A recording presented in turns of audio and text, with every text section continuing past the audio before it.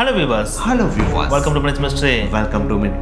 இன்னைக்கு வீடியோல இந்த உலகத்தோட மிகப்பெரிய மிஸ்ட்ரியா இருக்கிற சம்பாலா இருக்கு பாத்தீங்கன்னா, அத பத்தி தான் பார்க்க போறோம். இந்த வீடியோ செம்ம இன்ட்ரஸ்டிங்கா இருக்கும். சோ ஸ்கிப் பண்ணாம கடைசி வரைக்கும் வீடியோ பாருங்க. வாங்க வீடியோக்குள்ள போலாம். போறதுக்கு முன்னாடி சேனலை சப்ஸ்கிரைப் பண்ணுங்க. கூடவே நம்ம வாட்ஸ்அப் பேஜ்க்கான லிங்க் டிஸ்கிரிப்ஷன்ல கொடுத்துருவோம். மறக்காம கிளிக் பண்ணி ஜாயின் பண்ணிக்கங்க. அப்பதான் நம்ம போடுற எல்லா வீடியோவும் உடனுக்குடனே உங்களால பார்க்க முடியும். இப்போ வீடியோக்குள்ள போலாம். இது 17ஆம் நூற்றாண்டோட தொடக்க காலகட்டம். இந்த காலகட்டத்துல மேற்கத்திய நாடுகள்ல ஒரு பயங்கரமான நியூஸ் காட்டு தீ மாதிரி பரவ ஆரம்பிக்குது. அதுதான் சீனாக்கு பக்கத்துல சம்பாலா அப்படின்ற ஒரு நகரம் இருக்காண்டா. அந்த நகரத்தை ஃபுல் அண்ட் ஃபுல் தங்கத்தாலே உருவாக்கி இருக்காங்களாண்டா. அது மட்டும் கிடையாது, அங்க வாழ்ற மக்கள் எல்லாருக்குமே மாயாஜால பவர் தெரிஞ்ச ஒரு சூப்பர் ஹீரோவாவே வாழ்ந்துட்டு இருக்காங்க. அவங்க எல்லாத்தையுமே எக்கச்சக்கமான பணம் இருக்கு, நகைகளும் இருக்கு அப்படின்ற ஒரு நியூஸ் காட்டு தீ மாதிரி மேற்கத்திய நாடுகள்ல பரவுது. இப்படி பரவுற இந்த ஒரு நியூஸ் பாத்தீங்கன்னா போர்ச்சுகீஸ் மிஷனரியான, அதாவது போர்ச்சுகீஸ் மத போதகரான எஸ்டிவா கேசல் அப்படின்றவரோட காதுகளுக்கும் போது. சோ இந்த ஒரு விஷயத்தை அவர் கேள்விப்பட்ட உடனே, ஆத்தாடி இவ்வளவு அதிசயமான ஒரு நகரம் இருக்கா, அப்ப நம்ம கண்டிப்பா அந்த சம்பளம் நோக்கி ஒரு பயணத்தை மேற்கொண்டே ஆகணும் அப்படின்னு சொல்லிட்டு அந்த 17ஆம் நூற்றாண்டோட தொடக்க காலகட்டத்திலே ஒரு மிகப்பெரிய நெடுதூர பயணத்தை மேற்கொள்றாரு. அப்படி மேற்கொண்ட அவரால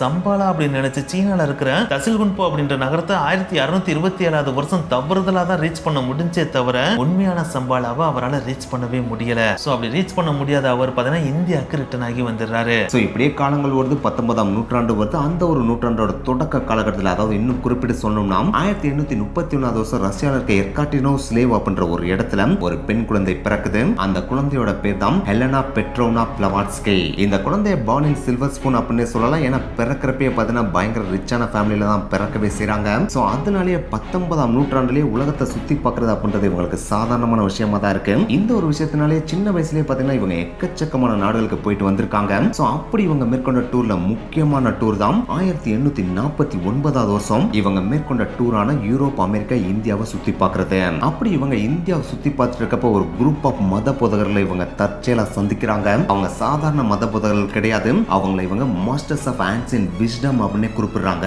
அப்படி சந்திச்சு அவங்க இந்த பெண்மணியை திபெத்ல இருக்க சிகாட்டேஸ் அப்படின்ற ஒரு பிளேஸ்க்கு அனுப்பி விடுறாங்க. அப்படி இந்த பிளேஸ்க்கு போனதுக்கு அப்புறம் அந்த பெண்மணியோட வாழ்க்கையை பார்த்தீங்கன்னா முற்றிலும் வேற கோணத்துல மாறுது. அங்க எக்கச்சக்க அதிசயமான விஷயங்களை பார்த்ததாவும் அந்த ஸ்கில்ஸை கத்துக்கிட்டதாவும் இவங்களே சொல்லியிருக்காங்க. இன்னும் தெளிவா சொல்லணும்னா இந்த உலகத்தோட பிலாசபி, சயின்ஸ் அண்ட் ரிலிஜியனை பத்தி அங்கதான் நான் டீப்பாவே தெரிஞ்சுக்கிட்டேன் அப்படின்னு இவங்களே குறிப்பிட்டிருக்காங்க. இதுக்கெல்லாம் மேல இந்த வித்தைகளை நான் கத்துக்கிட்ட இடத்தோட பேரு சம்பாலா அப்படின்னு சொல்லி குறிப்பிடவும் செஞ்சிருக்காங்க.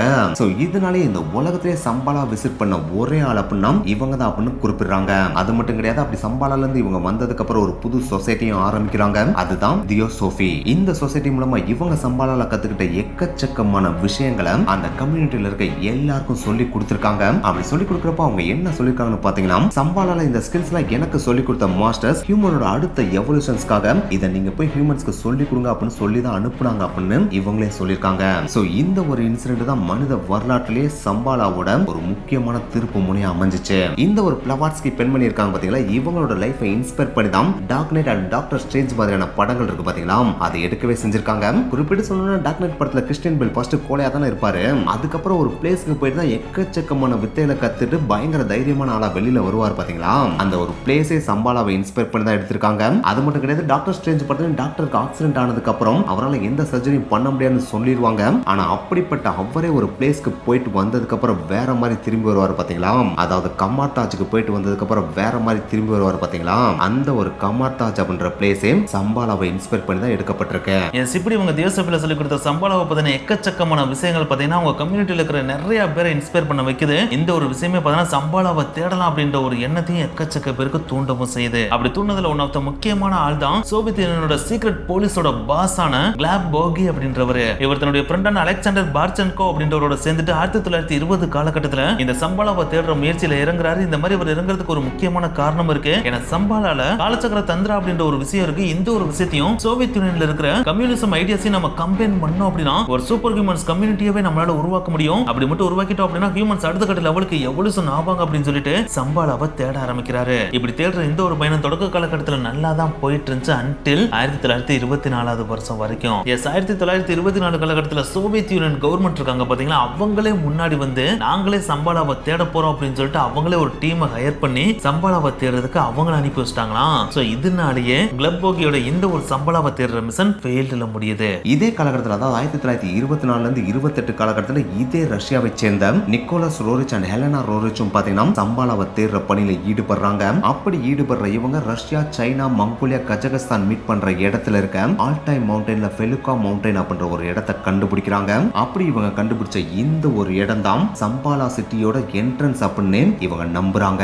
சோ இதுதான் சம்பாலாவோட நுழைவு வாயில் அப்படின்னு இவங்க நம்பினதுனாலேயே 1934 இருந்து 35 காலகட்டத்துல இவங்க இதே பகுதியில சம்பாலாவை தேடி இரண்டாவது எக்ஸ்பெடிஷனை தொடங்குறாங்க. ஆனா என்னதான் தொடங்கினாலும் இவங்களாலே சம்பாலாவை கண்டுபிடிக்கவே முடியல. சரி, இவங்க எல்லாம் இண்டிவிஜுவல் எக்ஸ்ப்ளோரர்ஸ் அப்படின்னு சொல்லி நம்ம விட்டுறலாம். ஆனா இவங்களை எல்லாம் தாண்டி இந்த உலகத்துல மோஸ்ட் பவர்ஃபுல் ஹியூமனா பார்க்கப்பட்ட அடால்ஃப் ஹிட்லர் இருக்காரு பாத்தீங்களா, அவரே 1930 காலகட்டத்துல இந்த சம்பாலாவை தேட சொல்லி ஒரு படையை அனுப்பிவிட்டாராம். இவர் இந்த மாதிரி அனுப்பிவிட்டதுக்கு ஒரு முக்கியமான காரணம் இருக்கு. ஏன்னா சம்பாலால பாத்தீங்கன்னா சூப்பர் நேச்சுரல் பவர் கொண்ட எக்கச்சக்க மனிதர்கள் வாழ்றாங்க அப்படின்னு கேள்விப்பட்டிருக்காரு இல்லையா. சோ அவங்கள பிடிச்ச அந்த பவர் அவங்ககிட்ட இருந்து இவர் கத்துக்கிட்டாருன்னு வச்சுக்கோங்களேன், இந்த உலகத்திலே ஒரு மிகப்பெரிய வெப்பனை உருவாக்கிடலாம் இல்லையா. அப்படி மட்டும் அந்த வெப்பனை உருவாக்கிட்டா இவர் இந்த உலகத்தையே கண்ட்ரோல்ல கொண்டு வந்துடலாம் இல்லையா. அதுக்காக தான் இந்த சம்பாலாவை தேட சொல்லி ஒரு மிகப்பெரிய படையவே அனுப்பி விட்டுருக்காரு. ஆனா என்னதான் மிகப்பெரிய படையை அனுப்பி விட்டாலும் ஹிட்லராலையும் கடைசி வரைக்கும் சம்பாலாவை கண்டுபிடிக்கவே முடியல. அது ஹிட்லர் மட்டும் கிடையாது, ஹிட்லருக்கு அடுத்தும் பார்த்தீங்கன்னா பல பேர் அடுத்த 100 வருடங்கள் கண்டினியூஸா சம்பாலாவை தேடி போயிருந்திருக்காங்க. ஆனா என்னத்தை தேடி போனாலும் கடைசி வரைக்கும் யாராலையும் இந்த சம்பாலா நகரத்தை கண்டுபிடிக்கவே முடியல. சரி, அதெல்லாம் இருக்கட்டும், எதுக்கு அந்த ஒரு சம்பாலா நகரத்தை தேடி இவ்வளவு பேர் ஒரு பயணத்தை மேற்கொள்றாங்க, அதை கண்டுபிடிக்கணும்னு சொல்லிட்டு எதுக்கு இவ்வளவு தூரம் ஈகரா இருக்காங்க அப்படின்னு சொல்லி நீங்க கேட்கலாம். அதுக்கும் ஒரு காரணம் இருக்கு. ஏன்னா நம்ம முன்னாடியே சொன்ன மாதிரி இந்த ஒரு சம்பாலா நகரத்தை ஃபுல் அண்ட் ஃபுல் பார்த்தீங்கன்னா தங்கத்தாலே தான் உருவாக்கியிருக்காங்க. அது மட்டும் கிடையாது, இந்த சம்பாலா நகரத்துக்குள்ள மட்டும் நீங்க என்ட்ரு ஆயிட்டீங்க அப்படின்னா அங்க தெருக்கள் ஃபுல்லாமே பார்த்தீங்கன்னா எங்க பார்த்தாலும் பொற்காசுகளா தான் கிடக்கும் அப்படின்னு சொல்றாங்க. அது மட்டும் கிடையாது, நம்ம ஆல்ரெடி சொன்ன மாதிரி அங்க வாழ்ற மக்கள் எல்லாத்தையுமே பார்த்தீங்கன்னா சூப்பர் பவர், ஏதாச்சும் ஒரு சூப்பர் பவர் இருக்கும். ஆனா எனக்கு தான் இந்த மாதிரி அங்க வாழ்ற எல்லாத்தையுமே சூப்பர் பவர் இருந்தாலும் அவங்களோட ஹார்ட் பியூர் ஹார்ட்டா இருக்குமா. அவங்ககிட்ட கள்ளங்கபடம் பொறாம அப்படின்னு சொல்லிட்டு எந்த விதமான கெட்ட விஷயங்களும் இருக்கவே இருக்காதான். அவங்க வர்ற எல்லாத்தையுமே அன்பை மட்டும் தான் காமிக்கவே செய்வாங்களாம். இதுக்கெல்லாம் மேல ஒரு நார்மல் மனிதனோட வாழ்நாள் காலம் அப்படின்னு சொன்னா 100 வருடங்கள் அப்படின்றது அதிகம் அப்படின்னு தானே சொல்லுவோம். ஆனா அந்த ஒரு சம்பாலால வாழ்ற மக்கள் ஒவ்வொருத்தருமே பாத்தீங்கன்னா 1000 வருடத்துக்கு மேல இந்த உலகத்துல வாழ்ந்துட்டு இருக்கதாகவும் சொல்லப்படுது. சுருக்கமா சொல்லணும் அப்படின்னா இந்த ஒரு சம்பாலாவை பூமியில இருக்கிற ஒரு சொர்க்கம் அப்படின்னு பல பேர் சொல்றாங்க.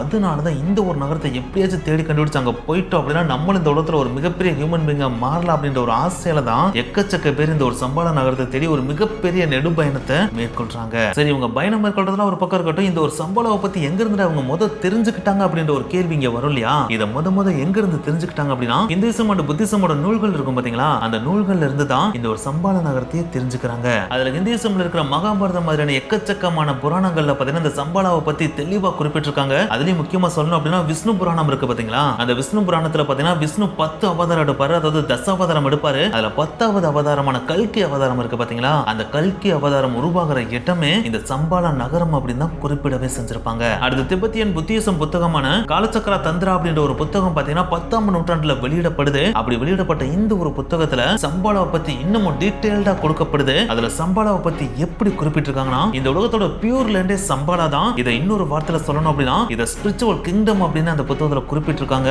இதுக்கெல்லாம் மேல இந்த உலகத்தோட மோஸ்ட் அட்வான்ஸ்டு சிவிலைசேஷன் மக்கள் வாழ்ற இடமே இந்த சம்பாலா அப்படின்னு தான் குறிப்பிட்டிருக்காங்க.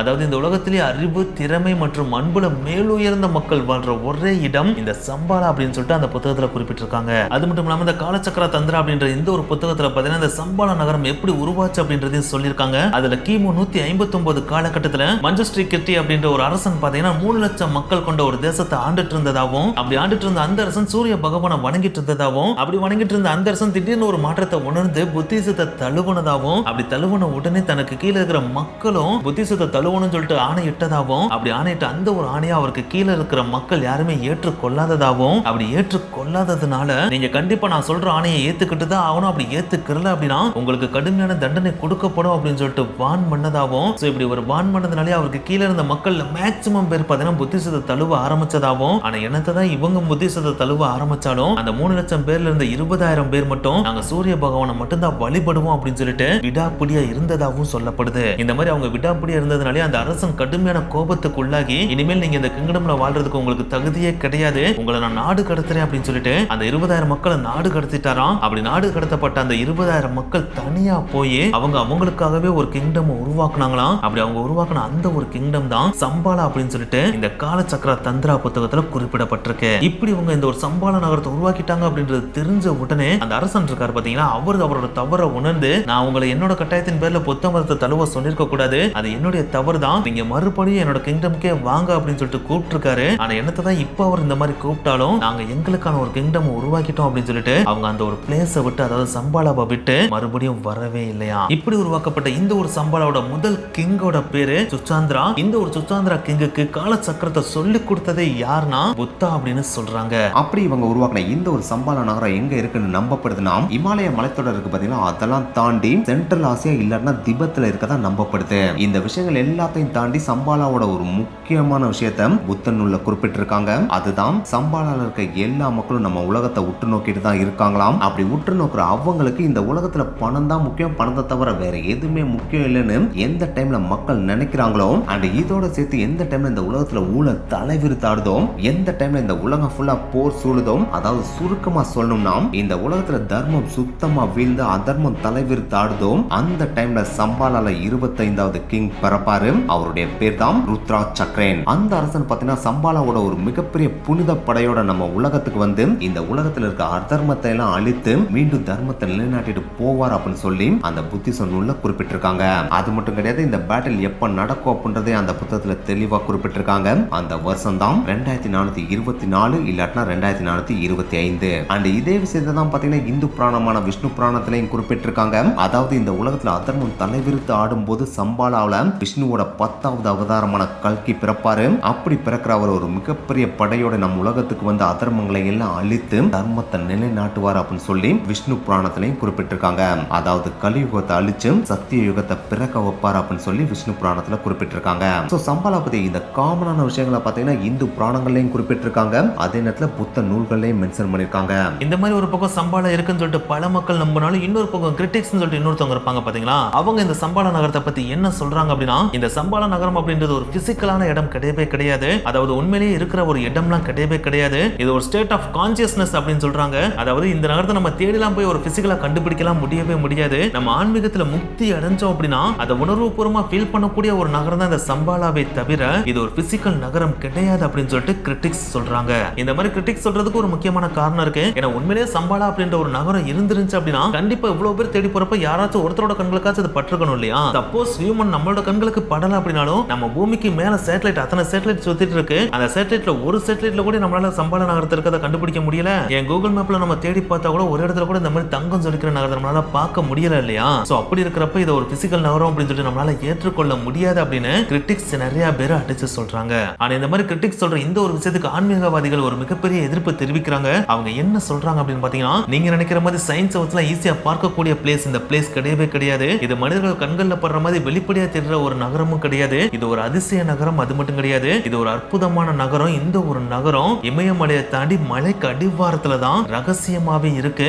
இந்த ஒரு நகரத்தை உங்களோட நவீன கருவியான சேட்டலைட்டை வச்சுலாம் ஈஸியா கேப்சர் பண்ண முடியாது அப்படின்னும் ஆன்மீகவாதிகள் அடிச்சு சொல்றாங்க. இந்த மாதிரி இவங்க சொல்ற எந்த ஒரு விஷயமும் உண்மையிலேயே இருக்குதா அப்படின்ற தெரிஞ்சுக்கிறதுக்காக நாசாவும் இப்போ ஒரு ஆராய்ச்சியில ஈடுபட்டு இருக்காங்க. அதுதான் இமயமலையில ஏதாச்சும் ஒரு இடத்துல ஸ்ட்ரேஞ்சான சில அதிர்வுகள் கேக்குதா அப்படின்ற விஷயத்தை ஆராய்ச்சி பண்ணிட்டு இருக்காங்க. சப்போஸ் ஏதாச்சும் ஒரு இடத்துல ஸ்ட்ரேஞ்சான அதிர்வுகள் கேட்டுச்சு அப்படின்னா கண்டிப்பா அது கடியில ஏதோ ஒண்ணு இருக்குன்னு தானே அர்த்தம். சோ அப்படி இருந்துச்சு அப்படின்னா இவங்க சொல்றதை நம்பலாம் அப்படின்றதுக்காகவே அந்த ஒரு ஆராய்ச்சி நடந்துட்டு இருக்கதாவும் சொல்லப்படுது. ஆனா என்னதான் ஒரு சில ஆன்மீகவாதிகள் இந்த சம்பாலான்ற நகரம் இமயமலைக்கு அடியில இருக்கு அப்படின்னு சொன்னாலும் வேறு சில ஆன்மீகவாதிகள் என்ன சொல்றாங்கன்னு பாத்தீங்கன்னா, இந்த சம்பாலா நகரம் நீங்க நினைக்கிற மாதிரி 3rd டைமென்ஷன்ல இல்லன்னா 4th டைமென்ஷன்ல எல்லாம் கிடையவே கிடையாது. இது 5th டைமென்ஷன்ல இருக்கு. இத மனிதனான நம்மளால ஈஸியா கண்களால பார்க்கவே முடியாது. ஏன் மனிதன் உருவாக்கின சேட்டலைட்டால கூட இதை கேப்சர் பண்ண முடியாது அப்படின்னு சொல்றாங்க. இந்த பிளேஸ் எல்லாம் நீங்க பார்க்கணும் அப்படின்னா நீங்க பியூரா புனிதமா இருந்தா மட்டும்தான் இந்த பிளேஸ் எல்லாம் பார்க்க முடியும் அப்படின்னு அடிச்சே சொல்றாங்க.